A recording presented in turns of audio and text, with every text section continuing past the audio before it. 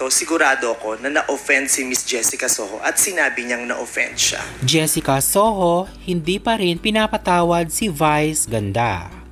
Ayon kay OG Diaz, ang lubos na kaligayahan ni Vice Ganda sa kanyang paglipat sa GMA7 ay maaari lamang makamit kapag napatawad na siya ni Jessica Soho.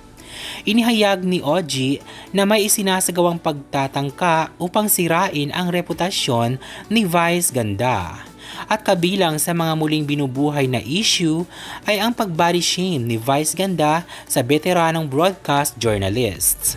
Ang kontrobersiya ay nagsimula mula sa isang rape joke na binitawan ni Vice Ganda sa kanyang concert noong May 2013 kung saan nagbiro siya na kung magiging bold star sa pelikula si Jessica, ito ay dapat na gang rape ang eksena. Biniro niya na sasabihin ng rapist, ipasa ang lechon at tugon naman ni Jessica, nasaan yung apple? Bagamat humingi na si Vice ng paumanhin kay Jessica matapos ang malawakang pagbatikos, hanggang ngayon ay hindi pa rin daw siya napapatawad ni Jessica Soho.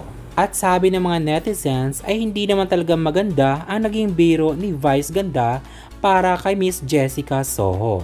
Ano ang masasabi mo sa issue na ito? Mag-comment na at mag-subscribe para palaging updated dito lamang sa Showbiz One. Thanks for watching!